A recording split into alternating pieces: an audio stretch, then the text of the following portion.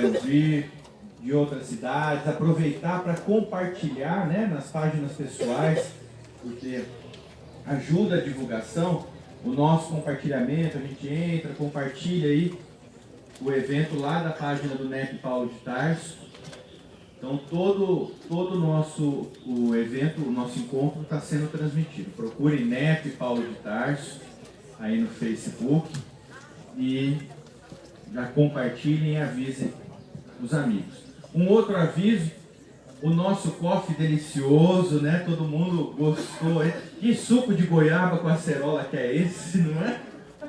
Gente do céu, essas meninas, né, lá do assentamento, nosso coffee está sendo realizado pela cooperativa de mulheres lá do assentamento Monte Alegre, que é aqui em Araraquara, para quem não conhece, é a famosa padoca. Nós passamos lá, quem faz trilha de bicicleta, ou tudo, ou vai para Matão, passando por Bueno ali, vê uma plaquinha até, né? Depois que passa Bueno para Matão, vê lá, padoca. Daí você tem que pegar a estradinha de terra ali e ir. E essas nossas amigas, que são responsáveis pelo esse coffee maravilhoso, elas fazem um trabalho muito sério, já há muito tempo no assentamento, por isso a padaria, e são todos produtos caseiros, da terra, trabalhados com muito carinho. E eu tive aí, na hora do intervalo, alguns amigos vieram falar assim: Gustavo, elas estão aceitando encomenda, né, para trazer nós. Então, vocês gostaram e quiserem encomendar alguma coisinha para levar depois no final do dia, para levar embora para casa, procura as nossas amigas ali do coffee, fala assim: olha, eu queria levar o patezinho, esse mini bolo de fubá, que é uma delícia, né? Queria levar ele, enfim, aí fala a quantidade. Eu sei que já teve uma turma que se organizou, estão tudo ali com o papel aqui, os nossos amigos de Cafelândia já estão tudo pronto. Não dão para a Jamile nem para o Fábio, viu? Não dê para eles, não vieram. Tá certo? Bom, e agora nós vamos retomar, e como consta da nossa programação, o início com a apresentação dos grupos, dos NEPs. Eu, particularmente, sou suspeito a falar do NEP Francisco de Assis, porque é o NEP, o nosso NEP, o NEP que a gente participa junto, crescemos juntos, trabalhamos juntos. Então o Paulinho falou assim: não, mas a nossa apresentação vai ser tão assim, né, emocionante e tudo. Enfim, o NEP Francisco de Assis, desde 2016, desde outubro de 2016, tem estudado o Evangelho. Esse ano nós comemoramos aí 3 anos, agora em outubro, consecutivos. Estamos quase descendo, há 3 anos, né? Descemos do monte. No último encontro nós descemos do monte. Nós começamos há 3 anos aí pelo Evangelho de Mateus e começamos o capítulo 8 agora do Evangelho. Então é um estudo mesmo, a gente sabe, né? Com o coração. Além disso, nós temos o estudo das cartas de Paulo e os nossos encontros estamos estudando os Romanos. E os nossos encontros são aos sábados, às 9 horas da manhã, o início, lá no Lar Escola Redenção. Tem umas ovelhas desgarradas aqui, viu, Saulo? Viviane ali sentada, né? Fugiu, né? Cadê a Maria Cândida?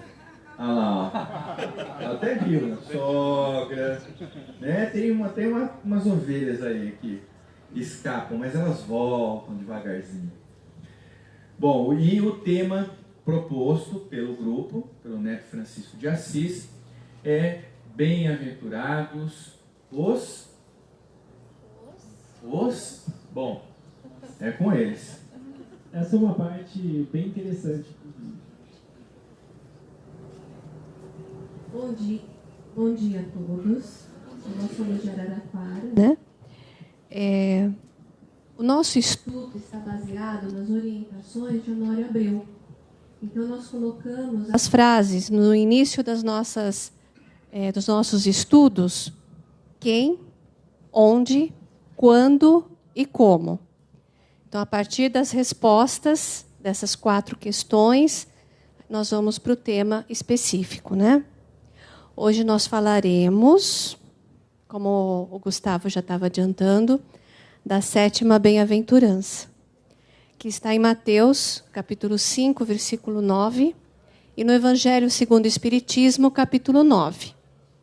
Bem-aventurados os pacificadores, ou serão os pacíficos? Vitor, tira essa dúvida para a gente. Essa é uma questão bem interessante. Por muito tempo eu tinha dúvida nessa parte. Quando a gente pega os textos das bem-aventuranças, em algumas traduções nós encontramos bem-aventurados os pacíficos, em outras bem-aventurados os pacificadores. Algumas traduções apresentam bem-aventurados os pacíficos na 3ª, outros na 7ª. E até é curioso, estávamos conversando justamente agora com o Saulo a respeito dessa questão das traduções, o quão complexo que é você pegar uma palavra ali no original, tentar representar todo o significado que essa palavra tem na outra língua. E na 3ª bem-aventurança, nós temos bem-aventurados os pacíficos, porque herdarão a terra. Na 7ª bem-aventurança, bem-aventurados os pacificadores, porque serão chamados filhos de Deus.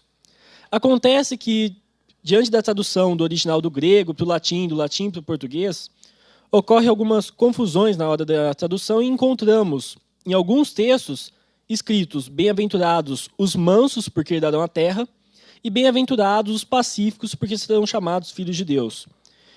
Essa confusão aí, como explicamos, ocorre por conta dos problemas, das dificuldades justamente das traduções. A expressão mansos e pacíficos seriam equivalentes, se referindo à 3ª bem-aventurança, sendo aquele que já se pacificou, aquele que tem uma postura de não revidar o mal, enquanto a 7ª bem-aventurança seriam os pacificadores, ou até na tradução da Bíblia de Jerusalém, aqueles que promovem a paz, que já vai denotar uma postura mais ativa, aquele que já busca realmente efetuar a paz. Então, algumas traduções do Evangelho segundo o Espiritismo, como nós pegamos a tradução no português, encontramos justamente esse erro de tradução. E o correto, então, é bem-aventurados os pacificadores, porque serão chamados filhos de Deus. Muito bem. Então, alguém pesquisou aí? Quem? Bom, nós vamos dando sequência, então, aquelas perguntinhas do quem, onde, quando e como. Bom, quem estava presente naquele momento do Sermão do Monte, onde foi pronunciado o mais perfeito código ético e moral que a humanidade pôde conhecer? Quem são as pessoas? Primeiramente, e é óbvio, Jesus.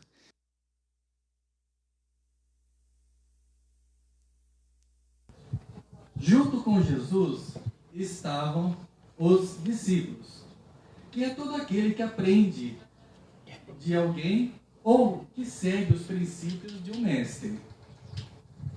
Tem um certo comprometimento, mas ainda, como seres humanos falhos, falíveis, tropeçam nos caminhos.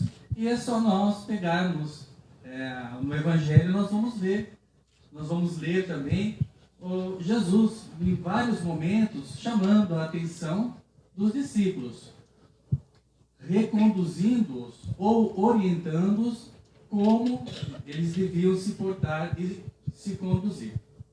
Então, Jesus, os discípulos e a multidão ou a turba. E é tão interessante porque lá no livro Boa Nova, de psicografia do Chico, não é? Nós vamos encontrar uma passagem que justamente fala de quem seguia Jesus, que era uma multidão de pessoas, de velhos, de crianças, de mulheres que eram marginalizadas pela sociedade e que encontravam na mensagem, que encontravam nas palavras de Jesus um alento para as suas dores, para os seus sofrimentos. Então aí nós temos na resposta do quem? Jesus, os discípulos e a multidão.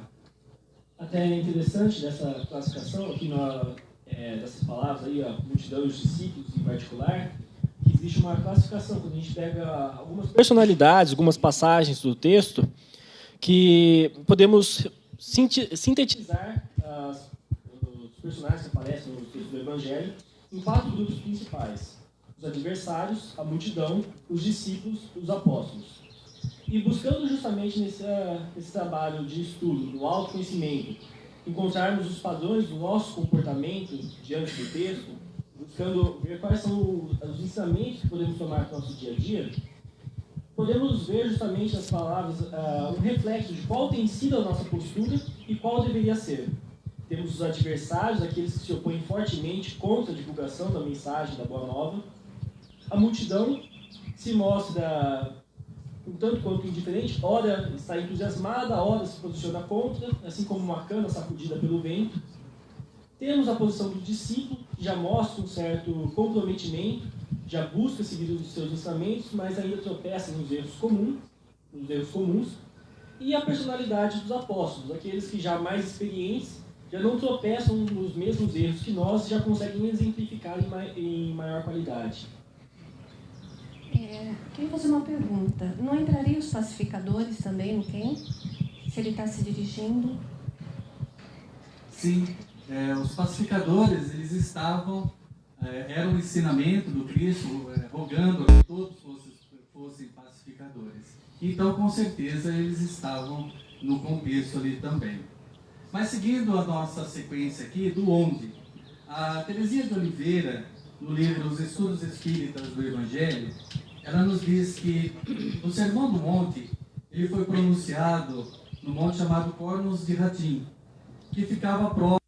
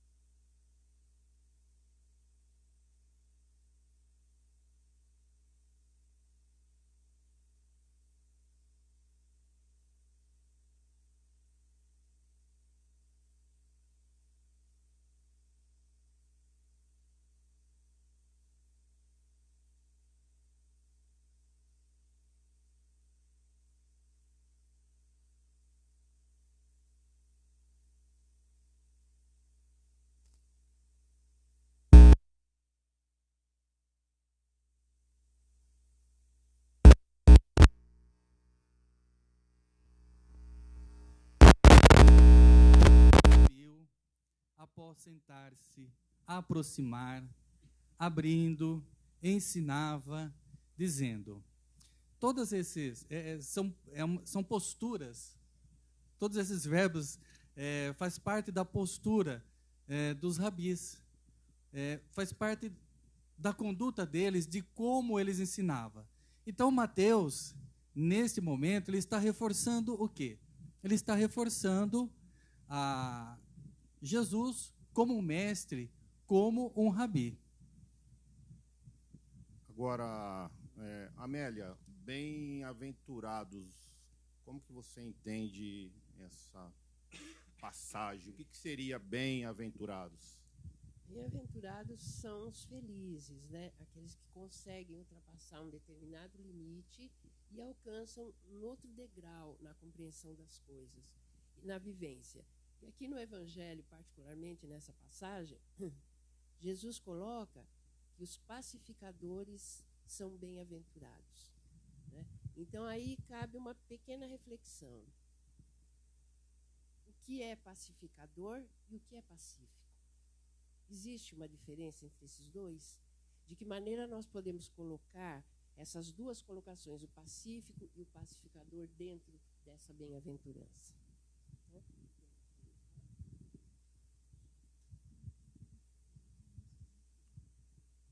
Então, antes de entrar nessa diferença, Amélia, eu busquei aqui uma citação de Emmanuel, e ele traz no livro Pão Nosso, na lição, ou no capítulo 89, que tem o título de Bem-aventuranças. Então, Emmanuel, a hora que traz, né, a bem-aventuranças dentro do seu conceito, do seu entendimento, tem uma passagem aqui que me chama muita atenção, que ele fala assim, ó, vou falar só um trechinho.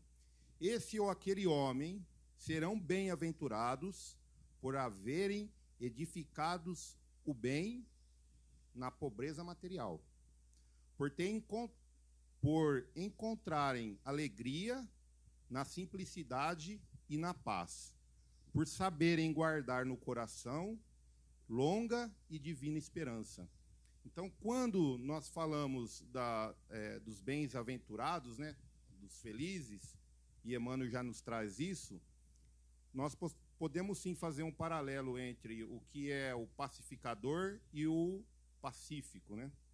Então, o pacífico, acho que seria num estágio um pouquinho ainda mais, não tão sublime, vamos assim dizer, porque o pacífico é aquele que traz paz para si mesmo, a paz interior. Então, a pessoa pacífica é aquele que procura ser paz no seu interior. O nosso querido amigo Wilson, ele não pôde estar presente aqui, ele não gosta muito desse exemplo, mas bastante de nós gostamos. Damos o Gandhi, Mahatma Gandhi, como uma pessoa pacífica também. E depois nós vamos entrar na parte do pacificador. Por quê?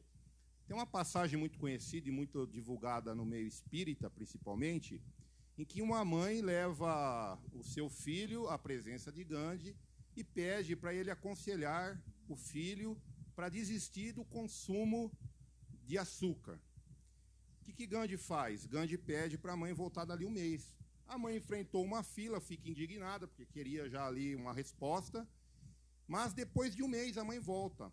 E aí, sim, ele fala, ó, tudo bem, eu acho que esse conselho é bom, e pede para o filho diminuir o açúcar, porque o açúcar fazia mal. Porque ele, durante aquele mês, ele ficou sem açúcar, para ver a reação que ele tinha no corpo. Quer dizer, nesse exemplo, ele tentou pacificar ele primeiro, para depois ir adiante, que é a parte do pacificador. Fala, Zé.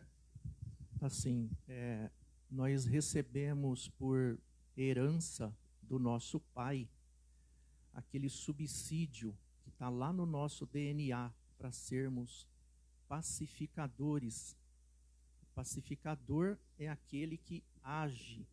O pacífico é aquele que fica inerte. Muitos estão lá ainda quietinho, não chegou ainda nesse estágio. Pouquíssimos, raros são os pacificadores e alguns são os pacíficos, né? Então, digamos que lá numa situação rápida, num trânsito, acontece alguma coisa, aí a pessoa abre a janela e fala assim, animal ruminante. Aí a outra abre a janela e fala assim, seu casamento é uma sociedade aberta. E aí, o que esses dois aí vai estar fazendo? Eles estão buscando lá atrás aquelas reencarnações lá que eles vão trazer à tona, né? A partir desse momento, quando a gente pega um pacífico, ele vai ficar quietinho, ele vai falar assim, deixa eu ficar quieto aqui, deixa ela ir embora, tudo bem. E aquele pacificador? O pacificador vai falar assim, tudo bem, minha irmã, tranquila, pode seguir, só caiu o para-choque do seu carro, o meu, eu chamo o guincho, levo para o ferro velho, compro outro, Fica tranquila, minha irmã, siga em paz. Esse é o pacificador. Um bom exemplo, até que uma boa definição que poderíamos dar para essa passagem, a gente encontra numa mensagem de Paulo de Tarso, no Evangelho segundo o Espiritismo, capítulo 15, item 10, que Paulo vai dizer que para não fazer o mal, basta muitas vezes a indiferença e a negligência, mas para fazer o bem é sempre necessário a ação da vontade. Para ilustrar mais um pouquinho, não sei se eu vou falar certinho, com relação a Gandhi, tem mais uma passagem também interessante dele, que eu não sei se era uma época na Inglaterra onde tinha uma calçada podia andar só os hindus e a outra só os ingleses. E ele foi e estava andando na calçada dos ingleses. Aí um guarda vai lá, um policial, né, e bate nele. Ele cai, levanta, o policial vai de novo, bate nele, ele cai. Isso várias vezes. Aí o policial não entende e fala, mas você é covarde, você não vai reagir, você não vai revidar? Ele olha para o policial e fala, não, eu vou fazer exatamente como esse símbolo que você tem no peito aí. E o policial tinha uma cruz. Aí ele começou a chorar, o policial. Então, quer dizer, esse é um exemplo magnífico, né, de uma pessoa pacífica, né? Aí vem um questionamento, uma reflexão. Para gerar paz, nós estamos trazendo a guerra? O Gu gosta muito de uns personagens lá. Nós estamos trazendo o Hulk, né? Dentro. Hulk, o Homem-América, não é isso? Homem de Ferro, os Vingadores. Quer dizer, nós estamos trazendo isso dentro de nós para poder gerar paz. Então, na analogia aí da cinematográfica, para buscar a paz no mundo, convocam esses personagens, mas eles destroem cidades, eles fazem muita coisa para tentar trazer a paz. E nós? Quando nós estamos tentando trazer a paz, nós estamos gerando a guerra ou estamos sendo esses mansos? A manseitude. Tem um exemplo de uma passagem que acontece que o moço ele vai pedir uma coisa para os pobres, para uma instituição que ele ajuda, e a mulher gospe na cara dele falando que não tem nada para ajudar. Aí ele simplesmente levanta e fala, isso é o que você tem para dar para mim e para os pobres. Isso é um exemplo de pacificador, que ele já atingiu a mansitude interna, mas ele quer fazer, por exemplo, essa ação dessa pessoa poderia provocar uma reflexão nessa mulher. Tipo, nossa, eu cuspi na cara dele e ele levantou e continuou para tentar ajudar alguém. Aqui nós pesquisamos, né, sobre pacificar, baseado em Mateus 10, 12, 13, né, capítulo 10. Profundo amor ao semelhante, com sentimento esclarecido e equilibrado. Só se manifesta plenamente quando alicerçado na paz que conseguimos edificar em nós mesmos. E pegando uma pergunta de Honório Abreu, como ser pacificador? Que agora o pacificador entra na pessoa do ativo, né? Então, agora a gente está assim, pegando a parte central dessa bem-aventurança. Como ser pacificador? A gente pode notar que, para chegar a ser pacificador, nós temos uma escala a seguir dentro das bem-aventuranças, não é? E o Honório Abreu, justamente, ele diz que o pacífico é o amigo da paz. O pacificador, além de pacífico, ele age, ele trabalha em favor da paz. Ou seja, o pacificador é aquela pessoa ativa. O Haroldo Dutra, esses dias eu estava assistindo um vídeo dele no YouTube, justamente Bem-aventurados os pacificadores, e ele fala nessa sua palestra no YouTube que o pacificador não é aquela pessoa que fica dentro de si, que ele fica parado ali. Não é um ser passivo, mas ele é um ser ativo, ou seja, o pacificador ele está no meio do conflito, ele está no meio das dificuldades. Deus, Jesus, não deixa o pacificador no céu, olhando as estrelas, contemplando. Não, ele coloca o pacificador onde tem conflito. É lá que o pacificador tem que agir. É lá onde ele vai desenvolver, ele vai justamente reorientar os caminhos, ajustar, ele vai conduzir para que aquelas pessoas, aqueles conflitos, eles terminem. Na realidade, é nessas regiões, nessas situações de conflito, é que nós vamos exercitar o pacífico que há dentro de mim, se tornando o pacificador. Então, é por isso que, muitas vezes, nós confundimos, né, o sobrenome de Jesus, que acho que Jesus Cristo, o Cristo é o sobrenome, né, mas é Jesus o Cristo, o príncipe da paz. Então, Jesus, ele veio como príncipe da paz, trazer a paz para nós. E conforme Mateus relata, bem-aventurados pacificadores, pois serão chamados filhos de Deus. Nós hoje podemos nos considerar, sim, filhos de Deus. Todos nós somos filhos. Mas nós somos chamados filhos de Deus? Então, quando nos referimos, né, a Jesus, a época dele ainda falava Jesus, filho de Deus. Por quê? Porque ele já era pacificado em si e era o pacificador ao mesmo tempo. Só para a gente voltar aqui, nós já estamos indo para o nosso encerramento, mas o Rodolfo Caligares, no Sermão da Montanha, ele fala das ações do pacificador, que o pacificador, sejam, pois, nossos pensamentos, palavras e ações, uma contribuição constante no sentido de erradicar do mundo a inveja, as suspeitas, o ódio, a vingança e o espírito de contenda. Então, o pacificador pacifica os pensamentos, as palavras e as ações. E ainda dentro da palestra do Haroldo Dutra, Bem-aventurados os pacificadores, ele fala assim, que a língua hebraica antiga, não a atual, mas a língua hebraica antiga, ela é muito concreta, com poucas variações. Então, por exemplo, ele deu um exemplo, eu vou dar o mesmo exemplo aqui. Como dizer que a Soninha, por exemplo, era uma pessoa iluminada? Olha. Não tinha como. Não tinha como. A língua não permitia. Então, para dizer que a Soninha era uma pessoa iluminada, as pessoas chamavam filha da luz. Trazendo agora para o que o Eliandro, eu ia chamar ele de Evandro, gente.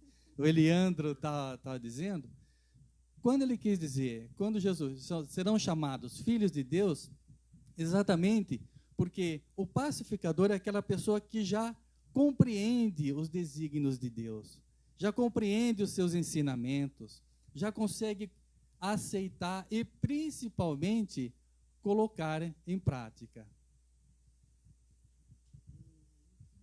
Só colocar que a zona de conflito que Jesus nos coloca, às vezes a gente pensa em situações extremas, né? Está num ambiente de guerra, mas às vezes a zona de conflito é dentro do nosso lar. E a gente não consegue ser pacificador dentro do nosso lar, dentro do nosso ambiente de trabalho. Por quê? Porque nós ainda não colocamos essa paz dentro de nós.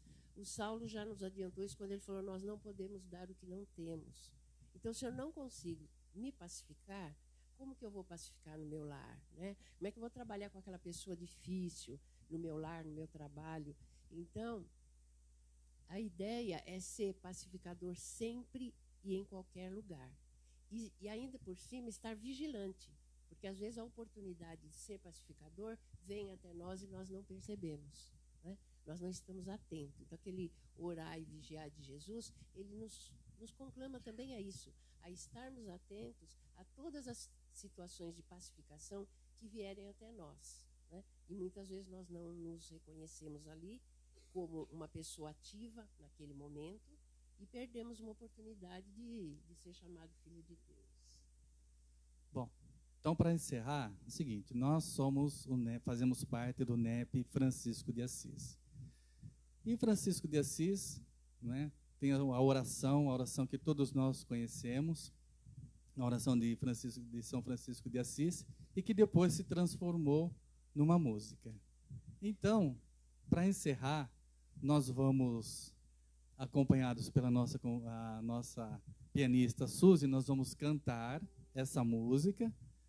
E, dentro dessa música, nós percebemos o quanto Francisco de Assis foi um pacificador.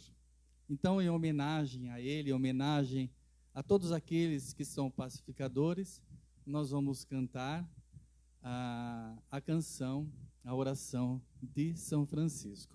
E, enquanto isso, gente, vocês vão receber um lembretezinho, e quem sabe cantar, acredito que a maioria, vamos cantar junto.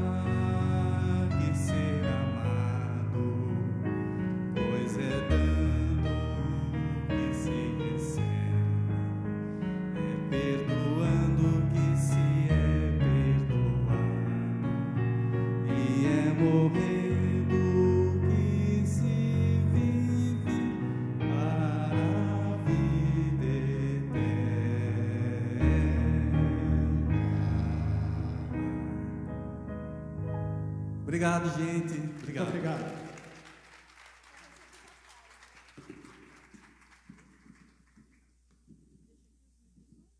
Deixa eu ligar.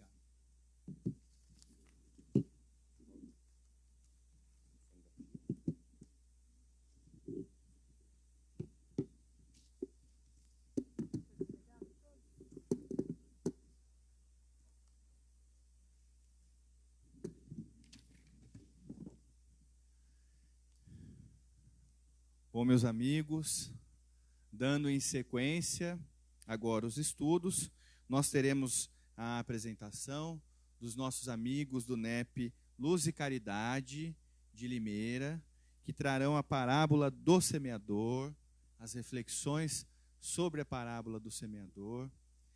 Eles estão aqui já quase prontos. Eu também tenho que fazer a minha parte aqui, peraí.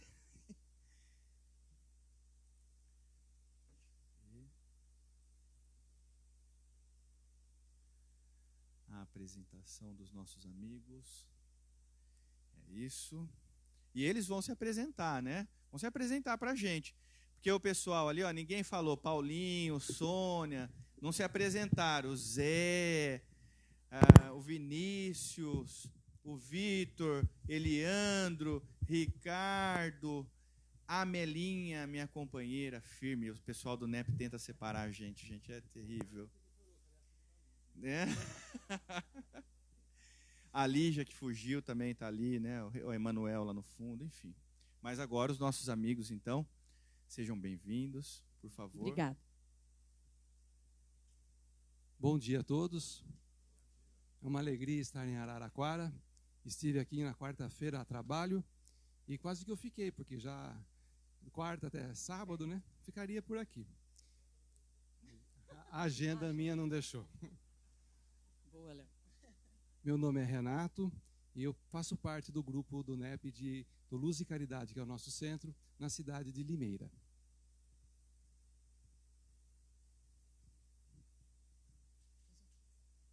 Eu sou a Vanessa. Bom dia a todos, eu sou Leonardo.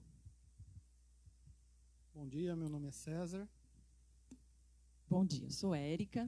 A gente combinou de eu preparar o material. Eu fiquei pensando, espelho, espelho meu, existe algum NEP mais novo do que o meu? O nosso começou esse ano, em março. Tem algum mais novo? Não? Então, somos os caçulinhas, né? Então, a gente conversou um pouquinho e o Léo chegou, falou, o Arthur convidou a gente para falar, como estava iniciando, então a gente pode errar, né? Porque quando a gente está no começo, fica tudo livre, né? Então, o que a gente preparou? Nós trouxemos uma apresentação PowerPoint cheia de coisa escrita para todo lado. Lógico que nós não vamos ler. É mais para vocês entenderem a metodologia do nosso NEP, que foi a proposta que o Arthur nos solicitou. Então, para vocês entenderem, o nosso NEP, então, ele formou no dia 7 de março de 2019, depois de algumas tentativas. E daí, um dia, a gente teve a ideia, eu com o Léo, da gente tentar, então, já que a gente não conseguia reunir todo mundo, fazer o encontro a cada 15 dias. Daí, deu certo. Então, a gente está se reunindo às quintas-feiras. A gente tem uma mentora encarnada, que é a Maroísa, que não pôde estar aqui, que ela tem um NEP desde 2013, então ela tem bastante experiência, e ela praticamente que nos dirige. E, inclusive, ela acabou de editar um livro, né, que está muito legal para vocês verem, sobre Allan Kardec. Então, ela tem bastante coisa para nos ensinar. E a gente se baseou muito naquilo que está dando certo com ela. Nós nos reunimos na primeira vez, falamos um pouco do apanhado do Evangelho e decidimos começar o estudo pelas parábolas. E pelas parábolas, começamos pela parábola do semeador. Então, este quadro é um quadro que está no nosso centro. Nosso centro é de 1906, portanto, tem 113 anos. Talvez, então, seja o mais antigo. Tá? É o contrário do nosso NEP, né? Então, por favor, você pode mudar para mim? Ó, esse aqui é um resumo, porque a parábola do semeador, para quem já estudou, está em 3 evangelhos, né? Então, ele está em Mateus, em Marcos e em Lucas. Como eu disse, eu não vou ficar lendo tudo para vocês, é mais para entender a metodologia. Mas só para vocês terem uma ideia, senão eu não consigo desenvolver o que a gente está estudando, eu vou ler algumas passagenzinhas de Marcos para a gente fazer um link com os próximos slides, tá? Então, relembrando a parábola do semeador, ela fala que a parábola do semeador, de novo, pôs-se Jesus a ensinar à beira do lago. Ajuntou-se perto dele tão grande multidão que, subindo a uma barca, sentou-se retirado da margem, enquanto toda a multidão ficou em terra. E lhes ensinava muitas coisas em parábolas. E em seu ensinamento dizia: escutai, saiu o semeador a semear. Daí ele vem e fala de 4 terrenos. Primeiro, ao lançar a semente, uma parte caiu à beira do caminho. Vieram as aves e a comeram. Outra caiu no cascalho, onde não havia muita terra. A semente germinou logo, porque a terra não era profunda. Mas assim que o sol surgiu, queimou-se e, como não tinha raiz, secou. Outra parte caiu entre os espinhos, e crescendo os espinhos a sufocaram, e ela não deu fruto. Outra parte, finalmente, caiu em terra boa, e depois de crescer e se desenvolver, deu fruto. Alguns grãos renderam 30, outros 60 e outros 100. E dizia Jesus: quem tiver ouvidos para ouvir, que ouça. Cada um dos evangelhos, ele tem a passagem e uma explicação. Aí, o que a gente fez? A gente leu os 3 evangelhos, elegemos um deles para a gente ler o miudinho, né? Palavra por palavra, e ir buscando os textos de apoio depois. Por isso que a gente leu o de Marcos. Na explicação, ele vem, por exemplo, na parte da beira do caminho, ele fala que uns estão à beira do caminho, onde a palavra é semeada. Mal ouvem, vem Satanás e retira a palavra nele semeada. Igualmente, sementes semeadas em cascalhos são aqueles que, ao ouvirem a palavra, logo a recebem com alegria, mas não têm raízes em si mesmos. São inconstantes e assim que surgem adversidades e perseguições por causa da palavra, logo fraquejam. Outros ainda recebem a semente entre espinhos, ouvem a palavra, mas veem as preocupações do mundo, a fascinação das riquezas, as muitas cobiças e a sufocam e tornam estéril. Os que recebem a semente em terra boa são aqueles que ouvem a palavra, acolhem-na e dão fruto, uns 30, outros 60 e outros 100. Você pode mudar mais um? Bom, daí a gente fez mais ou menos como o outro grupo, né? E a gente chama de roteiro de estudo. Aí a gente vê qual que é o tema, a parábola do semeador. As datas que nós desenvolvemos o tema foram 4 reuniões. Lógico que a gente percebe que ler a parábola do semeador, estudar a parábola do semeador em 4 encontros não é suficiente. Tudo que a gente vai estudando, a gente vê que tem muita coisa a mais para estudar. Se você pegar uma palavra só, como pacificador, pacífico, etc., a gente rende, se for ver, vários encontros. Isso é legal. Mas então a gente chega um momento que a gente vai combinando, né? Vamos passar para frente ou não. Então a gente tem que tentar também seguir algum roteiro, senão também a gente não deslancha nos próximos itens que virão. E a gente está encontrando os nossos caminhos também.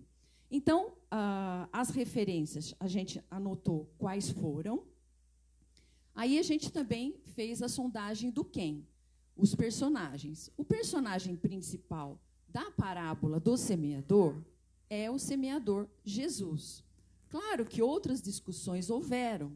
Por quê? Pode ter o principal semeador, que é aquele que jogou a semente inicial, que somos nós, que é o próprio Deus, né? Que nos lançou no início de tudo, que nós temos aquele germe divino que não deixa de ser uma semente. Jesus, o semeador da parábola do semeador, outro tipo de semeador. A gente pode fazer várias análises. Nós também, como nós somos co-criadores, a gente também podemos ser co-semeadores. A gente também, depois de pegar a palavra, a gente também pode sair a semear. E assim, se a gente fosse se unir aqui para estudar a parábola em si, cada um de vocês vai trazer alguma coisa para agregar, também vai não concordar com alguma coisa que a gente falou, ou que um pensou, e as discussões, eu não penso desse jeito, não, mas eu penso assim. E aí a gente vai tentando encontrar pacificamente um meio de chegar nas definições que, quem sabe, a gente tem a capacidade de apreender o que Jesus tentou efetivamente nos passar, né? Porque eu acho que esse é o grande mistério. A captar na sua essência o que Jesus tentou nos passar, eu acho que a gente ainda vai muito tempo ainda, não só numa vida, mas em muitas encarnações, para ter essa capacidade de entendimento das sutilezas totais da palavra divina, né? E onde que ocorreu esta passagem? No Mar da Galileia. Aí a gente também viu que Galileia significa jardim fechado. Quando? Durante o dia. E Amélia Rodrigues, porque tem outros textos de apoio que vão mostrando os locais, vão dando pistas daquelas passagens. Então, a Amélia Rodrigues ela vem confirmar ser no período da manhã. E por alguns estudos, a gente verificou que o período da manhã, como agora, por exemplo, é muito apropriado para estudo, pois a natureza está em seu melhor momento. Quem veio de outras cidades para Araraquara, hoje, tiveram a alegria de ver o sol nascer. Não sei se vocês repararam que amanhecer. Eu vim tirando 52 mil fotos. E estava realmente muito bonito, muito acolhedor. E depois a gente chegou aqui num lugar tão bacana, preparado com muito amor. Depois vocês viram, quando o Saulo estava falando, o festival de passarinhos. Eu falava, qual que está dando palestra aqui? Eu ficava pensando. Então, essas coisas que o Evangelho vai tocando a gente, esses detalhes, né? Até os obsessores que chegaram são da natureza, né? Segundo o nosso amigo João, né? Se bem que obsessor controla quem não tem autocontrole. Olha, gente, eu fiz um teste pessoal com os mosquitinhos, né? E, enfim, a natureza ela faz muito disso dentro da gente. Eu acho que é um dos meios da gente encontrar os significados das passagens evangélicas é por meio da natureza. Olha só, o vento nos brindando agora. Enfim, depois a gente... Aí aqui, esse trecho ele demora um pouco mais, que é o quê? Aí a gente vê palavra por palavra. Por exemplo, a semente, a palavra de Deus, a boa nova, o evangelho. A Amélia Rodrigues diz que a semente é a palavra que vem para quem busca a verdade. A verdade é a vida. O semeador saiu a semear. O caminho, a nossa vida, nossas escolhas. As aves, representação de um ser inferior, preocupados com satisfações de ordem material. Quando a semente caiu lá no pedregal, a ave veio e comeu, né? O solo, a terra, a base, o nosso coração. As pedras, as nossas aflições, as dificuldades, o endurecimento. Sem amor, o solo é pedregoso, o coração é de pedra. O sol é a iluminação, a nossa iluminação interior. A raiz, o alimento, o sustento, onde estão nossas raízes. Quando caiu em pedras, nem chegou a formar raízes, veio o sol e queimou. Então, se a gente não tiver essa raiz, o evangelho vai ser queimado rapidinho. A semente que cai no pedregal é aquele fogo de palha, né? Pega fogo, mas acaba rápido. Os espinhos são as nossas tentações, as nossas paixões, os nossos vícios. A terra boa é o coração preparado para receber a palavra do Pai e de Jesus. O 30, 60 e 100, cada um tem um nível de aprendizado. Então, 60 para 1, 100 para 1, cada um de nós, mesmo depois de atingir a terra boa, vamos dizer que a gente tem 4 terrenos, né? Então, a última seria a terra boa. Mesmo na terra boa, tem níveis, nós estamos em níveis. Obviamente que também a gente discutiu bastante lá que, será que a gente está na terra boa? Mas de vez em quando a gente está no pedregal. Aí a gente fala, o espinho de vez em quando, os vícios vêm nos tentar. Então, a gente teve bastante discussão nesse sentido de que a gente ainda tergiversa em vários terrenos, infelizmente, ainda. A gente ainda não está ali na terra boa só exemplificando o evangelho e pacificando, o outro falando isso no trânsito. Eu não sei se eu ia falar, pega esse seu para-choque maravilhoso, eu quero te ajudar. Eu talvez ficaria meio, né, tentando me controlar.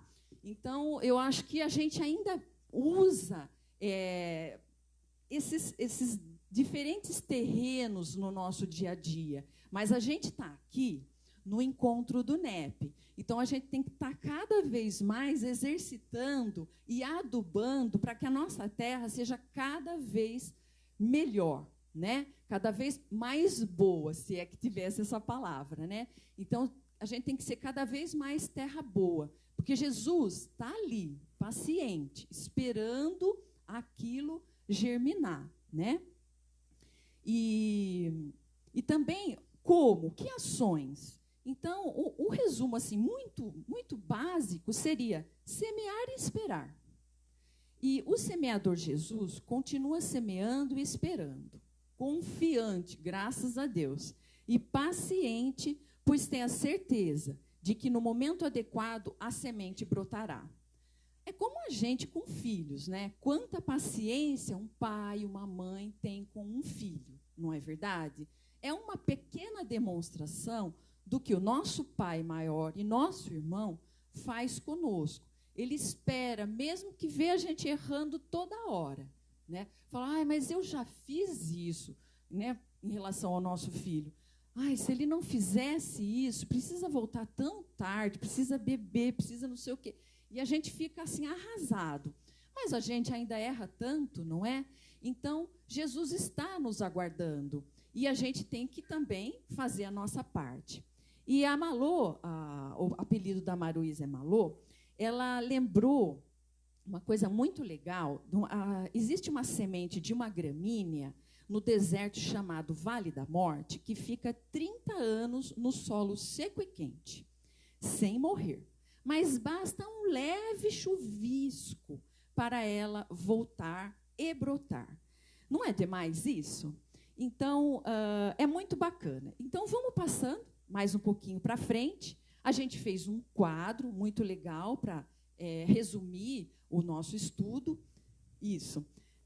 Então, se a gente verificar os tipos das pessoas, as consequências e o espiritismo. Nessa parte que está a coluna do espiritismo, é praticamente o que está na explicação da parábola do semeador no Evangelho segundo o Espiritismo, capítulo 17. Então, vamos lá, bem rapidinho. Então, à beira do caminho, os indiferentes, os imaturos, os preocupados apenas com a manutenção da vida material. O pedregal, aquela pessoa realmente de entusiasmo fácil. A gente vê muito isso na casa espírita, aquela pessoa que chega e ajuda, e vai ajudar, e faz e tudo, e logo desaparece. Fala, nossa, mas aquela pessoa, cadê? E ninguém sabe mais dela, né? E o espinheiro, os conhecedores do Evangelho, mas medrosos. É aquela história do ser e do ter. É difícil você optar definitivamente pelo ser, né? Eu acho que, na vida material, nós precisamos buscar o equilíbrio. Não dá nem só para o ser, só ficar rezando o dia inteiro, que eu acredito que não é bem isso que Jesus está querendo da gente. Tá? Mas você também não pode pensar só na parte material. Esse equilíbrio, em tudo que a gente faz, é o segredo de tudo. E a terra boa, os cristãos sinceros. Consequências são óbvias, né? Cada um, de acordo com o seu terreno, vai colhendo as coisas boas ou ruins que a vida vai oferecendo. Então, vamos lá. Aqui, mais um, por favor. Só está um resuminho muito rápido, tá? Que é à beira do caminho, aquele que não compreende, o solo rochoso, aquele que não tem raiz, entre os espinhos, cuidados do mundo e riquezas, e boa terra, aquele que ouve e compreende. Mais um, por favor. Daí a gente foi para os textos de apoio. Estou fazendo meio rápido para vocês terem uma ideia do total do nosso estudo, né? Então, aí a gente viu alguns dos textos de apoio foram Amélia Rodrigues, o livro Primícias do Reino, o item 6, Semente de Luz e Vida, vários textos do Emmanuel, que podem ser tanto dos livrinhos Fonte Viva, Vinha de Luz, quanto dos Evangelhos, segundo Emmanuel, que agora nós temos o último livro editado, né? O 7º, né? E tá a maioria deles estão tanto numa coleção quanto na outra. A gente colocou a coleção que mais assim todo mundo conhece, que são os livrinhos Fonte de Luz, Vinha de Luz. E os itens e os títulos. E a gente estudou todos esses que falavam alguma coisa de alguma das 3 passagens, de Mateus, de Marcos e de Lucas. Também Allan Kardec, o capítulo 17, Rodolfo Caligares e Caio Barque também não pode faltar no nosso estudo, que ele é maravilhoso no detalhamento do Evangelho. Agora, para vocês terem uma ideia, eu separei em 2 partes esse resumo anterior. Veja bem, cada passagem eu peguei um trechinho, né? Também não vou ler todos eles, mas para exemplificar, por exemplo, uma fala do próprio Saulo de manhã, eu vou falar o último ali da Fonte Viva. Ele fala assim, que a parábola do semeador não nos fala que o semeador deva agir através do contrato com terceiras pessoas. É Jesus que veio, é Jesus que falou, é Jesus que trabalhou, é Jesus que exemplificou. Então, a parábola do semeador não é aquela situação passiva, né? Ficar parado. Não, nós temos que trabalhar. Então, o Emmanuel adora puxar orelhas, né? Não sei se vocês já perceberam isso. Então, ele é sempre firme, ele é sério. Não tem muita brincadeira com o Emmanuel, ele é ali na lata. Então, ele nos alerta o tempo todo daquilo que a gente deve ou não deve fazer.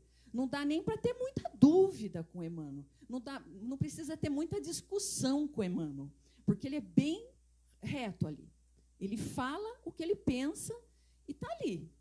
Então, quando ele fala que nem o semeador teve contratos com terceiros, o que é de nós, então? Passar para o outro, fazer o nosso trabalho?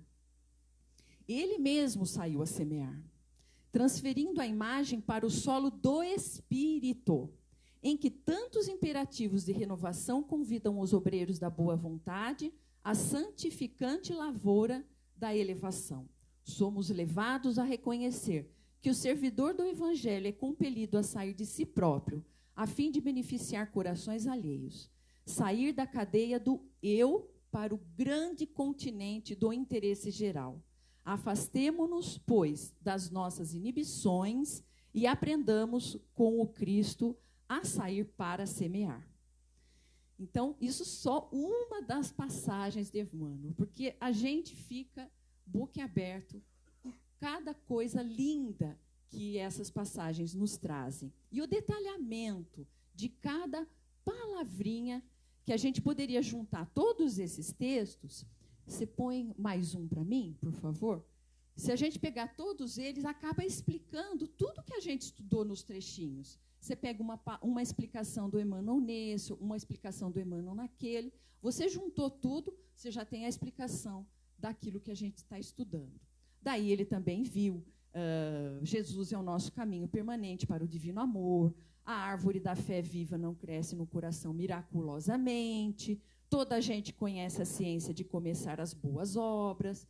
E aí ele vai. A palavra pedra entre nós costuma simbolizar rigidez e impedimento. No entanto, convém não esquecer que Jesus, de vez em quando, a ela recorria para significar a firmeza.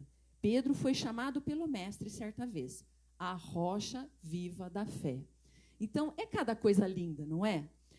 O próximo, por favor. Aqui está bem pequenininho, porque, claro, eu coloquei na íntegra a passagem inteira do Caibar Schutel. Ele também, se a gente quiser, a gente ficaria 4, 5 só no Caibar. Se a gente fosse detalhadamente, não que a gente fica correndo, não, mas a gente está em grupo, a gente vai vendo para onde que vai indo o estudo, não é verdade?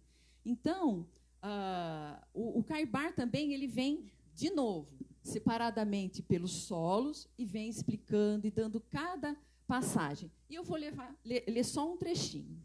Que belíssimo quadro apresenta-se às nossas vistas quando, animados pelo sentimento do bem e da nossa própria instrução espiritual, lemos com atenção a parábola do semeador. À nossa frente desdobra-se vasto campo, onde aparece o extraordinário figura do excelso semeador, o maior exemplificador do amor, de todas as idades. Aquele monumental sermão ressoa aos nossos ouvidos, convidando-nos à prática das virtudes ativas para o gozo dos bem-aventuranças eternas. E também, mais um, por favor, no Evangelho segundo o Espiritismo, capítulo 17, ele vem, Allan Kardec estudou a parábola do semeador. E é muito legal, porque Allan Kardec não colocou tudo no Evangelho segundo o Espiritismo. Então, eu sempre presto atenção no que ele colocou no Evangelho segundo o Espiritismo. Porque não só ele veio fazer isso para nós, mas ele estava com a pleiade do Espírito de Verdade. Então, o fato de ter esta parábola no Evangelho ou outras passagens, eu acho que a gente sempre tem que prestar atenção qual é a passagem que consta no Evangelho segundo o Espiritismo. Por que deu tanta deferência para aquela passagem. E a parábola do semeador está lá também. E ele vem, fala, coloca a passagem de Mateus, depois coloca a explicação e depois vem praticamente falar o que o Espiritismo acha, né, de tudo isso. Que a parábola do semeador exprime perfeitamente os matizes existentes na maneira de serem utilizados os ensinos do Evangelho. De fato, quantas pessoas existem para as quais ele não passa de letra morta, à maneira da semente caída sobre pedregulhos, que não produz nenhum fruto. E lá no final, enfim, aqueles para os quais essas instruções são como a semente que cai em terra boa. É aquele que vai dar bons frutos. E, indo para o encerramento, vamos mais uma parte, só para fazer uma alusão, a gente tem muita dificuldade. O ministro Sanzio, lá com André Luiz, em Ação e Reação, ele fala assim: é muito difícil penetrar o sentido das leis divinas. Sempre é muito difícil, com os recursos limitados da palavra humana. Ainda assim, iniciamos o tentame, recorrendo a imagens tão simples quanto seja possível. Apesar da impropriedade, comparemos a esfera humana ao reino vegetal. Cada planta produz na época própria, segundo a espécie a que se ajusta. A cada alma estabelece para si mesma circunstâncias felizes ou infelizes em que se encontra, conforme as ações que pratica, através de seus sentimentos, ideias e decisões na peregrinação evolutiva. A planta, no começo, jaz encerrada em embrião, e o destino ao princípio de cada nova existência está guardado na mente. Com o tempo, a planta germina, desenvolve-se, floresce e frutifica. E também, com o tempo, a alma desabrocha ao sol da eternidade. Cresce em conhecimento e virtude, floresce em beleza e entendimento e frutifica em amor e sabedoria. Então, eu acho que é bem legal essa comparação entre nós como uma planta que tem que frutificar. E mais uma parte, eu vou ler que eu não tenho aqui no meu, né? Eu achei muito bacana, porque eu, particularmente, não é o grupo, tá? Eu vou trazer uma coisa minha. A palavra que eu mais gosto do Evangelho segundo o Espiritismo inteirinho chama-se vontade firme. Não sei quando foi na minha vida que eu li essa pequena passagem. É difícil fazer alguma conversa, alguma palestra, sem que essa palavra venha e invade as minhas conversas. E eu achei muito legal, porque a parábola do semeador, ela está no capítulo 17. A palavra em cima da parábola do semeador, a última palavra, antes, é a bendita que me persegue. Então, eu vim aqui falar sobre a parábola do semeador. Olha um pouquinho para cima, está lá a bendita da vontade firme, que eu falo 24 horas por dia na minha vida. Então, olha só, é a passagem exatamente dos bons espíritas. Então, eu achei legal, porque Allan Kardec, ele tem essa capacidade, essa disciplina e essa didática, gente. Então, eu falei assim, por que Allan Kardec colocou no Livro dos Espíritos, antes da parábola do semeador, aquilo que a gente tem que ler sempre, que é os bons espíritas?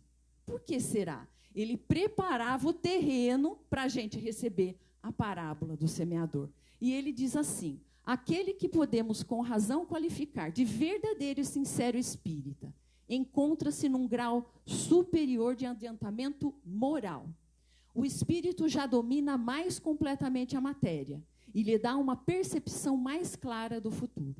Os princípios da doutrina fazem vibrar-lhes as fibras, que nos outros permanecem mudas. Numa palavra, foi tocado no coração, e por isso a sua fé é inabalável. Um é como músico, que se comove com os acordes, o outro apenas ouve os sons. Reconhece-se o verdadeiro espírita pela sua transformação moral e pelos esforços que faz para dominar suas más inclinações. Enquanto um se compraz limitado, o outro que compreende a existência de alguma coisa melhor, esforça-se para se libertar. E sempre o consegue, quando dispõe de uma vontade firme. Não é uma vontade qualquer, é uma vontade firme aquele que se propõe a estudar e praticar o Evangelho. Então, eu gostaria de fazer uma frase, para terminar, do Victor Hugo, mas não dos livros psicografados após seu desencarne, mas do livro Os Miseráveis, que eu indico inquestionavelmente para que todos vocês leiam um dia. Esse livro, Os Miseráveis, é um compêndio de luz. Ele fala do começo ao fim sobre Deus. E ele fala que no momento que o bispo, que é uma pessoa muito bondosa dentro do livro dos Miseráveis, o bispo ele tem um sentimento tão puro em relação a Deus, e ele fala tanto de Deus no livro, numa profundidade que poucos livros espíritas me tocaram tão profundamente. E ele fala que ele tem um pequeno jardim para passear. Ele realmente tem um pequeno jardim, ele cultiva as flores, as hortaliças, as frutas. Mas ele tem uma imensidão para meditar. Então, fiquemos com esse jardim que está esperando que a gente desabroche dentro de nós, mas que nunca nós estaremos abandonados, porque ele está sempre nos consolando, já dizia o Consolador Prometido. Então, vamos ficar com essas palavras tão generosas de Victor Hugo, que disse que temos uma imensidão para meditar. Meditar sobre os ensinos de Jesus, sobre os ensinos de Deus, arregaçar as mangas para que o Evangelho não seja uma letra morta, mas principalmente que o Evangelho frutifique dentro de nós. Eu acho que é o objetivo principal de cada um dos nossos NEPs. Muito obrigada pela participação aqui. A gente agradece. Vocês querem passar alguma coisa? 2 horas? Não, tudo bem. Então, a gente realmente agradece essa oportunidade, que a gente possa ser... que dê certo a nossa união para o estudo do Evangelho, que possam vir outros anos, e que dê tudo certo para nós, aqui no Luz, e para vocês, em cada um dos NEPs.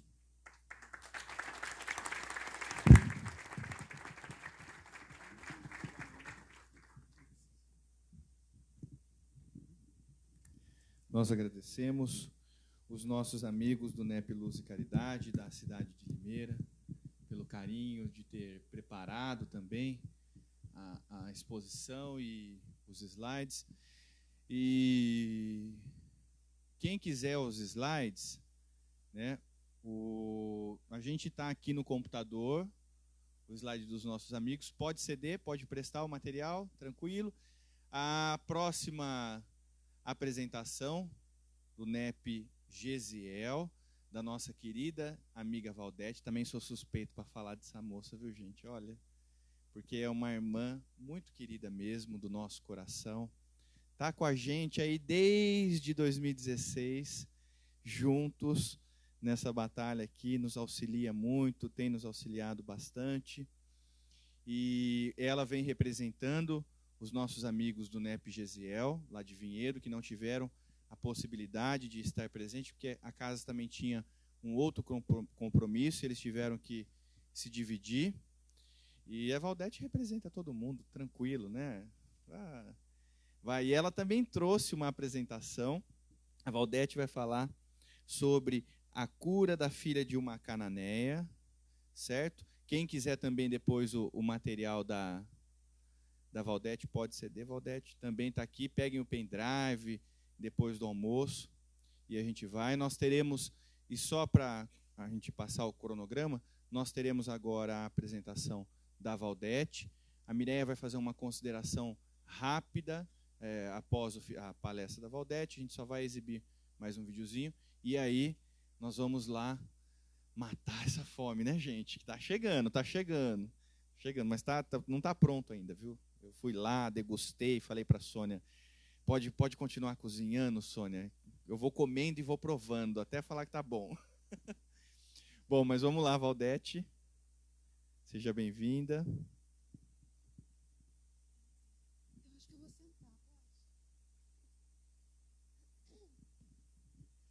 Bom dia a todos.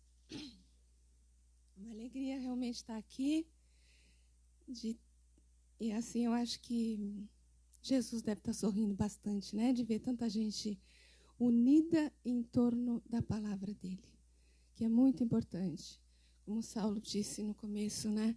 Essa ligação nossa com o Evangelho, ela é recente, mas ela é de suma importância para o nosso crescimento, para a própria divulgação do Espiritismo, né? E para a divulgação do Evangelho, da palavra do Cristo realmente. Então, ele deve estar sorrindo bastante, né?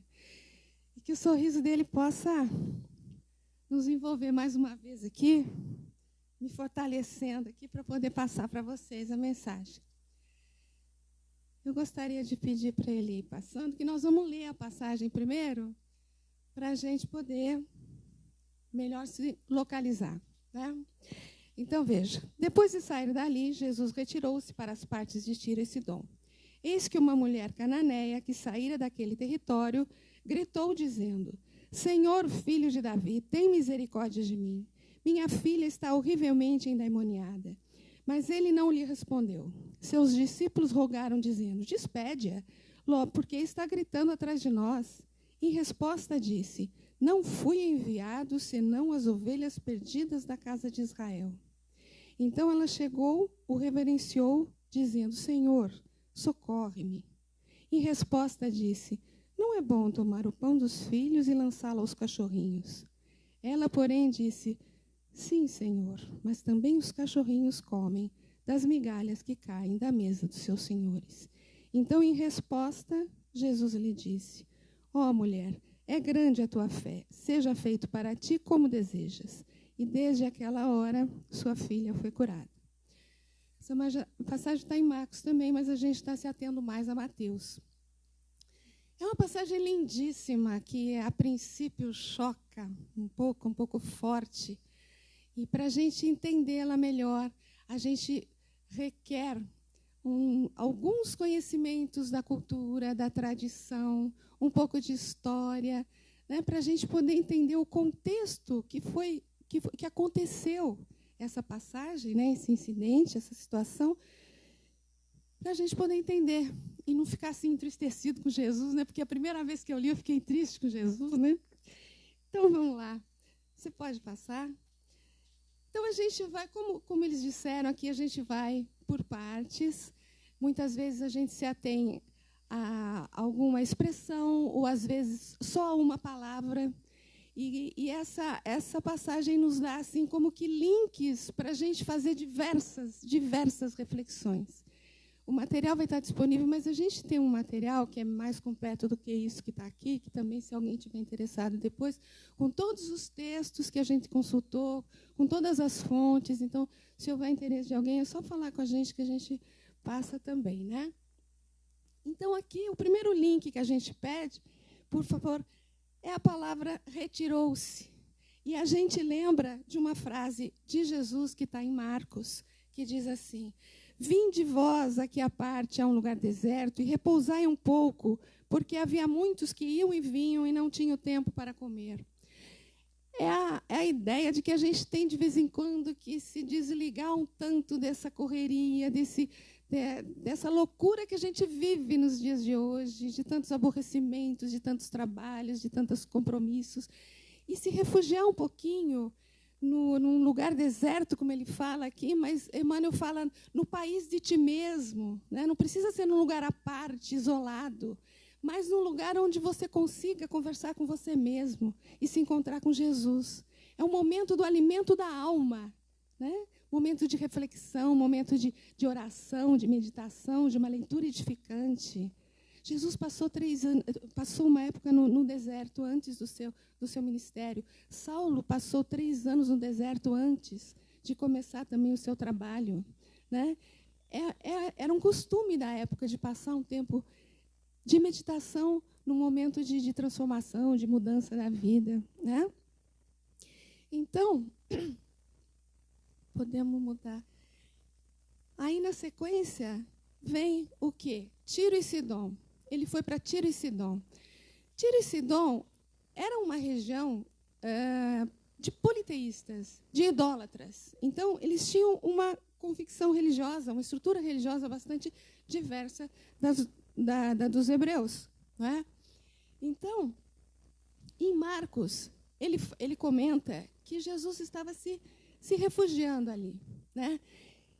Então, a gente entende, Gustavo, a gente entende que não havia interesse ali, não havia propósito para uma pregação. Por quê? Porque aquele povo era politeísta, era idólatro, eles ainda não estavam preparados, ainda não tinham grandes condições de receber a mensagem do Cristo e aceitá-la e entendê-la. Né? Jesus também, lá no capítulo 10 de Mateus, ele até fala, não tomeis o caminho dos gentios, não entreis em cidades de samaritanos, ide de preferência as ovelhas perdidas da casa de Israel. Quer dizer, na verdade, Jesus sabia que ele não podia se aproximar muito, na verdade, dos samaritanos, por exemplo, que eram inimigos mortais dos hebreus. Não é? Porque se ele se aproximasse muito dos samaritanos, por exemplo, ele poderia endurecer o coração dos discípulos, dificultar, inclusive, o trabalho dele, a divulgação da sua mensagem. Então, a gente pode alterar? Então, a gente imagina que a ida dele para lá, como não tinha intenção de pregação, alguma coisa específica tinha que acontecer. Alguma coisa específica, alguma coisa diferente havia de acontecer. E eis que uma mulher cananeia saíra daquele território. Então, vejamos, a gente tem uma cananeia, né? Uma mulher que vinha de uma região de politeístas, de idólatras, uma região fundamentalmente comercial, comércio com deuses, inclusive.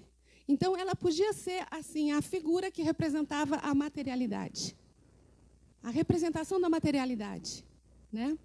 E, portanto, que não mostrava nenhum interesse assim espiritualizado. Mas a passagem nos fala, saíra daquele território. Saíra daquele território. Isso é muito significativo. Isso pode representar para a gente que ela já estava num processo de desvinculação com aquela situação que ela vivia. Ela já estava num processo de crescimento. Ela já estava num momento da vida dela em que toda aquela materialidade que existia na vida dela já não era suficiente para ela. Ela já buscava novos entendimentos, ela já buscava novas propostas. Né? Então, mas ela é julgada pelo que ela era, uma cananeia.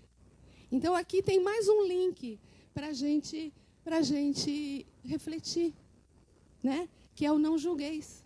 Essencialmente, o julgamento pelas aparências, que foi o que aconteceu. E que é o que nós fazemos a todo instante, porque nós julgamos pelo que nós vemos, pelo que nós ouvimos, é sempre aparência. Nós não conhecemos o lado espiritual dessa pessoa. Né? Então, a gente sempre julga pela aparência. E existem muitos textos, né, de Emmanuel, muito interessantes sobre isso.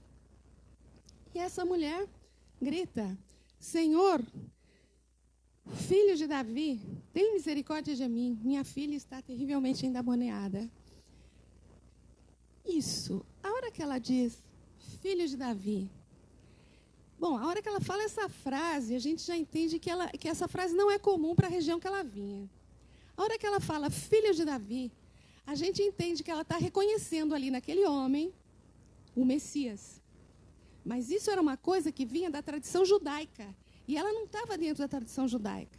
Então, a gente entende que, apesar de estar numa região de politeístas, de idólatras, ela já tinha certos conhecimentos da tradição judaica, né? Ela já tinha assim, acesso a alguns valores espirituais. E a hora que ela fala, tem misericórdia de mim, ela pede por ela. Ela pede pela dor dela. Né? Que dor é essa? É a dor da mãe. É a dor da mãe que sofre incrivelmente, por ver o filho sofrendo. Eu não sou mãe, mas eu acho que quem é mãe entende muito bem como que é essa dor, né? E a gente pode passar para frente, mais um bocadinho. E aí ele não responde. Ele não responde. Antes de falar do silêncio dele, vamos falar da questão da mulher. Naquela época, nos conta no livro do Kenneth Bailey, né? Ele fala muito bem disso. Uma mulher não conversava com um homem que não fosse da sua família, de jeito nenhum, né? E o Kenneth Bailey fala que até hoje, em certas regiões bastante conservadoras, isso ainda acontece. E um rabino, por exemplo, em público, ele não falava nem com a própria mulher, com a mulher da família dele, em público, né? Então, veja uma coisa, essa mulher, ela se dirige a um homem que não era da família dela, um desconhecido, um estrangeiro e de outra convicção religiosa. Ela rompe todas as barreiras que ela podia romper e põe em risco a própria reputação. A gente precisa entender também que ele estava lidando com essa mulher que se aproxima dele, mas ele estava lidando também com os discípulos. Ele estava formando os discípulos, né? E tantas vezes a gente não entende de pronto as reações de Jesus, né? As ações de Jesus. Às vezes a gente acha até contraditórias, como aqui, por exemplo, né? Tantas vezes a gente, nas nossas orações tão fervorosas, a gente pede alguma coisa e, apesar dele ter deixado o pedir obtereis, a gente não obtém aquilo que a gente pede, né? Por quê? Porque ele é o bom pastor, ele conhece todas as suas ovelhas e ele sabe o que é bom para a gente, qual o momento adequado para a gente receber ou para a gente ficar sem alguma coisa, né? Então, aquele silêncio, apesar de um pouco doloroso, ele foi necessário e foi didático. Porque outra coisa que a gente pode lembrar aqui, com relação ao silêncio dele, é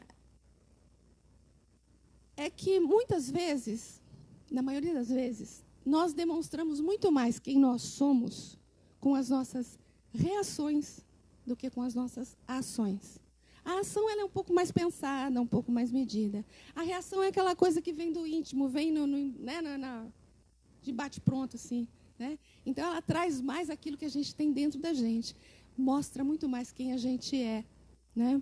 Então, com certeza, ele estava esperando a reação dos discípulos para que a lição viesse mais adequada no momento certo e para que os discípulos pudessem também refletir sobre aquilo que eles sentiam, sobre aquilo que eles tinham no coração. E apesar de Jesus não ter respondido nada, ficado em silêncio, obviamente ele dirigiu a essa mulher um olhar tão amoroso, a envolveu com uma vibração amorosa, né? E aí vem a reação dos discípulos, né? Despede-a, ela está gritando atrás da gente, ela está incomodando, né? Para eles era simples. Eles ainda estavam em formação, ainda não tinham assimilado assim mais profundamente a lição, a mensagem do mestre. Então, para eles era simples. Ou manda embora, cura logo essa menina para ela ir embora, né? Ou manda ela embora simplesmente porque ela está aqui gritando atrás da gente, está incomodando. Está incomodando. E aqui uma das reflexões que a gente pode ter com relação a isso aqui é a questão do quem é meu próximo, né? Do quem é meu próximo. Eles estavam olhando para a cananeia, né? Politeísta, idólatra, uma gentia impura. Não dava para aceitar como um filho de Deus. Aqui a gente pode vincular também a questão da parábola do bom samaritano, né? O doutor da lei pergunta para Jesus, mas quem é meu próximo? E ele conta a parábola do bom samaritano. Existem muitos vínculos que a gente pode colocar aí, né? Mas essa mulher estava mostrando uma decisão forte, uma fé fervorosa nessa decisão aí dela, nessa ação dela, né? E aí já mudando mais um pouquinho, outra coisa que a gente pode lembrar é a questão da multidão. O que é isso? A multidão aparece em diversas passagens do Evangelho, né? A multidão tentando impedir a aproximação da pessoa a Jesus. Ela aparece no cego de Jericó, na mulher hemorroíça, no paralítico de Cafarnaum, em Zaqueu. E ela dificulta a aproximação a Jesus, não é? Analisando o que seria essa lutar contra essa multidão para chegar até Jesus. O que seria isso? Seria a nossa luta diária, de decidir entre as nossas antigas tendências trazidas de existências anteriores, né? Aquelas que a gente já sabe que a gente deve colocar de lado, mas que muitas vezes a gente não consegue, não é? E uma outra proposta de vida, uma outra maneira de ser, uma outra maneira de pensar que nos aproxima do Cristo. Então essa luta entre essas duas coisas seria a luta contra essa multidão. E aqui a gente pode comparar essa multidão com a ação desses discípulos, né? Tentando impedir a aproximação, dificultando a aproximação dela com o Cristo, né? E aí vem outra resposta, uma resposta do Cristo, a primeira, né? Não vêm senão as ovelhas perdidas da casa de Israel. Céus, parece que ele está delimitando e que ela não seria atendida, né? Vejam que coisa. Nós estamos falando do nosso mestre, do nosso Cristo, do nosso governador espiritual do planeta. Ele jamais teria uma atitude que mostrasse que ele não fosse atender um sofredor. Ele jamais teria essa atitude. Então, também a questão de que quando você lê uma frase, sem saber qual a entoação que ela foi feita, às vezes a gente não compreende bem aquela frase, né?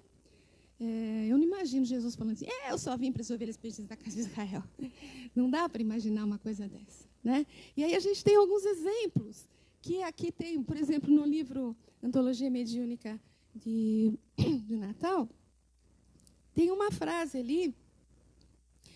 Simão Pedro está conversando com Jesus, depois do desencarne de São Pedro. Aí Jesus fala uma hora que vai sair, né, que vai embora, e Simão pergunta para ele para onde que ele ia.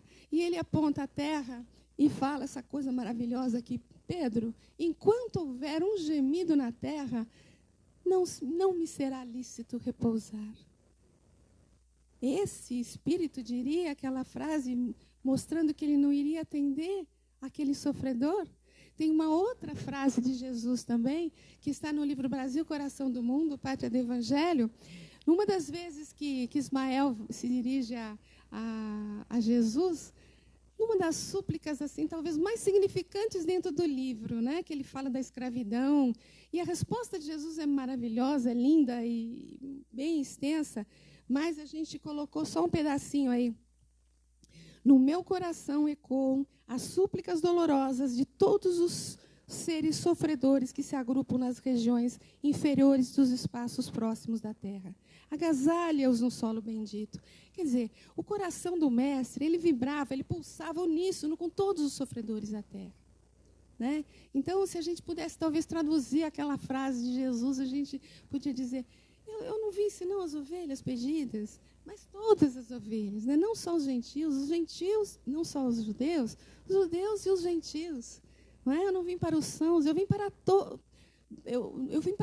a humanidade, né? Eu sou o governador espiritual do planeta, afinal das contas, todos estão sob os meus cuidados, não é verdade? Muito bem. Então, veja. Aí tem mais um trechinho que nos auxilia o entendimento dessa frase, que está lá no Consolador, no livro O Consolador, né, do Emmanuel, e uma pergunta 262. Foi feita uma pergunta para ele, por que razão a palavra das profecias parece dirigida invariavelmente ao povo de Israel? E a resposta dele é: em todos os textos das profecias, Israel deve ser considerada como símbolo de toda a humanidade terrestre, sob a égide sacrossanta do Cristo. Então, todas as vezes que a gente deparar com a palavra Israel dentro das Escrituras Sagradas, ela está se referindo a toda a humanidade. A toda a humanidade.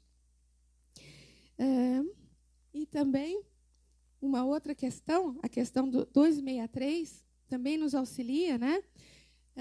Deve-se atribuir ao judaísmo missão especial em comparação às demais ideias religiosas do tempo antigo. Por que Israel? Por que Israel foi escolhida? Né? Ele falou com os hebreus e, mesmo assim, com uma parte pequena deles. E aqui, Emmanuel também nos auxilia. Né? A resposta também é imensa, mas a gente está colocando só uma partezinha. Deve-se reconhecer no judaísmo a grande missão da revelação do Deus único. Somente o judaísmo foi bastante forte na energia e na unidade para cultivar o monoteísmo e estabelecer as bases da lei universalista sob a luz da inspiração divina. Não obstante os compromissos e os débitos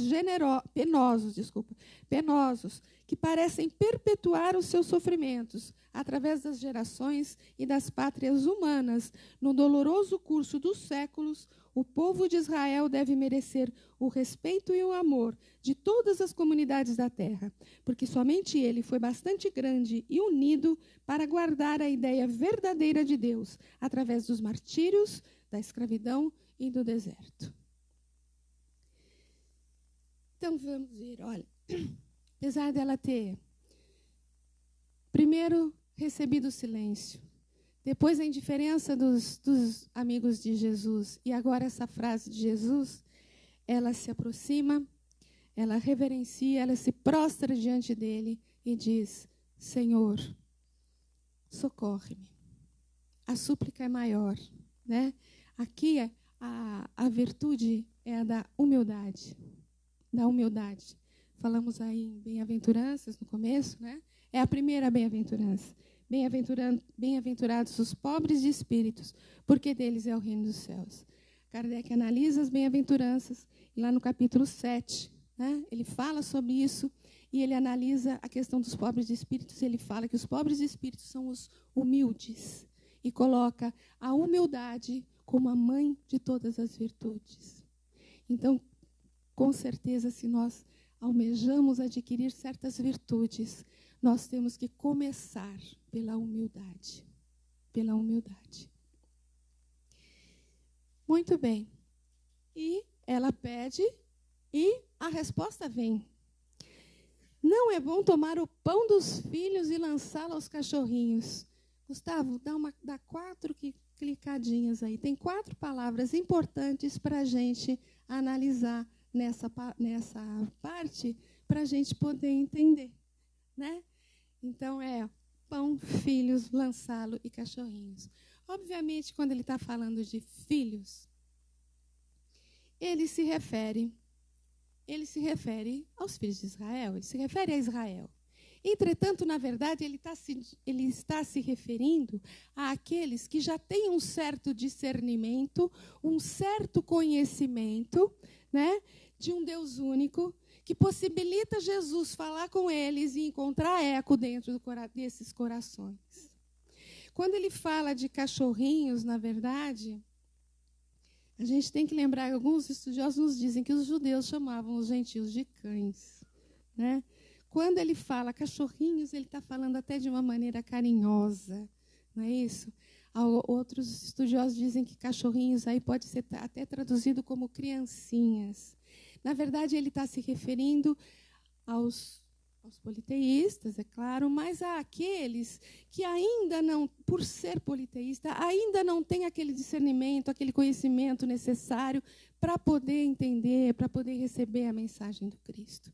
Então, na verdade, quando ele fala em filhos e cachorrinhos, ele está se referindo a 2 patamares diferentes de compreensão, a 2 patamares diferentes de evolução. Não é? O pão realmente é o alimento espiritual, não é? E a palavra lançá-lo é uma palavra muito interessante, porque lançar é jogar, é entregar sem muitos cuidados, não é? Então, para quem ainda é uma criancinha, para quem ainda necessita não pode receber um alimento assim muito substancioso, precisa de certos cuidados para receber esse alimento, né? Eu não posso, para uma criancinha de colo, jogar uma melancia e falar, come. Ela pode brincar com a melancia vai virar uma bola. Então, para quem não está preparado para receber certos alimentos mais substanciosos, ensinos mais apurados, essa informação ela pode ser deteriorada, ela pode ser desviada, deturpada e usada até de maneira errada, né? Outro exemplo que a gente pode pensar é no Galileu, quase perdeu a cabeça, deu uma informação que as pessoas ainda não estavam preparadas para receber. Só como um exemplo, né? Então, para quem ainda não está preparado para receber um alimento mais substancioso, há que se ter alguns cuidados para entregar esse alimento, não lançá-lo simplesmente. E aqui a gente não pode deixar de vincular essa questão com o tema central do nosso encontro, né? Há que se instruir, há que se ajudar, há que se oferecer esse alimento, há que se instruir com amor, com carinho, com dedicação. E trabalhar com muita fé, porque esse irmãozinho nosso vai prosseguir e vai conseguir atingir um patamar mais elevado. Entretanto, na sequência, a resposta da nossa irmã é brilhante, é sensacional, é maravilhosa. Sim, Senhor, mas também os cachorrinhos comem das migalhas que caem da mesa dos seus senhores. Ela foi brilhante. Veja uma coisa. Ela usou a resposta do Cristo para dar a resposta dela, para se colocar. O que ela está falando? Quando aparecem as migalhas de uma mesa, quando a mesa era abundante, quando a mesa era farta, todos se fartaram, todos comeram abundantemente e ainda sobraram as migalhas que alimentaram os cachorrinhos. Né? Então, ela está comparando com a abundância do amor, da misericórdia do Cristo, que pode, com seu amor, abraçar toda a humanidade. Agradeço bastante. Abraçar toda a humanidade, acolher todos que chegam perto dele, e pedem ajuda, que pedem um socorro. Não é? Então, essa mulher mostra uma fé imensa, ela mostra uma perseverança imensa, porque ela insistiu naquilo que ela queria. Ela mostra uma vontade firme, como falou a nossa amiga, não é? Ela mostra uma humildade tremenda, e ela aceita a posição, o patamar dela é inferior de cachorrinho, né? Reconhece a abundância do amor do Cristo, e ela se contenta com as migalhas. Ela se contenta com as migalhas. E Jesus reconhece isso, né? Reconhece a grandeza desse Espírito, porque ele forneceu já desde o início, desde o seu silêncio, ele já estava fornecendo a ela uma oportunidade de testemunho, uma oportunidade dela provar toda essa fé, toda essa grandeza, a robustez desse Espírito que vai se revelando ao longo da passagem. Ele deu essa oportunidade para ela. Ele permitiu que fosse mostrado que ele estava sendo persuadido. Ele não foi persuadido, ele sabia muito bem aonde iria chegar aquela mulher. Ele conhecia aquele espírito, como conhece cada um de nós. Então, é fantástica, é fantástica. Então, quando ele fala que seja feita a sua vontade, ele reconhece a grandeza desse Espírito. Ele reconhece, não, ele demonstra, ele mostra para as pessoas a grandeza desse Espírito. Né? Então, essa passagem, resumidamente, ela fala para a gente do quê? Ela fala de uma fé perseverante, ela fala de humildade, ela fala da vontade firme, ela fala de preconceitos, de julgamentos, essencialmente pelas aparências. Ela fala dos preconceitos, preconceito de gênero, preconceito de etnia, preconceito de tudo que se possa pensar, político, de qualquer coisa, qualquer tipo de preconceito. Não é? Então, para finalizar aqui a nossa fala, né, a gente tem que estar bem atento no nosso caminhar, porque independente do nosso planejamento, que na verdade não é nosso, o planejamento é sempre de Deus, né? Sempre à nossa frente pode aparecer alguma situação diversa daquilo que nós planejamos, né? E indiferente de religião, de gênero, de nível de entendimento, de circunstância, de pessoa, de raça, de local, o que vai estar sempre como prioridade é a necessidade de auxiliar o nosso irmão. É isso, tá? Eu tenho 2 minutos? Tenho.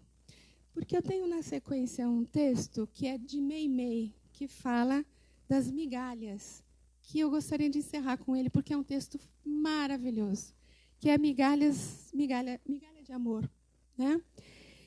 Não menospreze a migalha de amor que te pode marcar o concurso no serviço do bem. Estende o coração através dos braços e auxilia sempre. Quem definirá entre os homens toda a alegria da xícara de leite nos lábios de uma criancinha doente ou da gota de remédio na boca atormentada do enfermo? Quem dirá o preço de uma oração fervorosa erguida ao céu em favor do necessitado? Quem medirá o brilho oculto da caridade que socorre sofredores e desvalidos? Recorda a importância do pano usado para os que choram de frio, da refeição desaproveitada para o companheiro subnutrido, do vintém a transformar-se em mensagem de reconforto, do minuto de conversação consoladora que converte o pessimismo em esperança e auxilia quanto possas. Lembra-te que Jesus renovou a terra utilizando minutas migalhas de boa vontade e cooperação. Dos recursos singelos da manjedoura, faz o mais belo poema de humildade. De 5 pães e 2 peixes, retira o alimento para milhares de criaturas. Em velhos barcos emprestados, erige a tribuna das sublimes revelações do céu.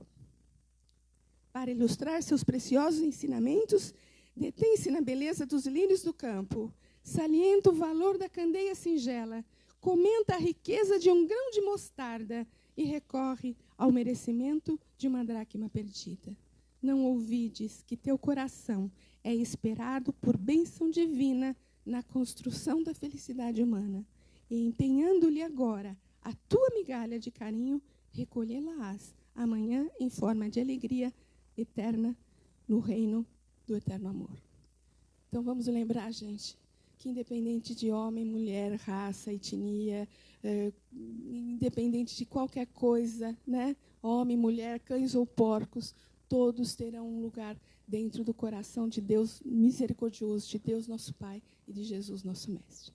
Muita luz e muita paz a todos. Obrigada.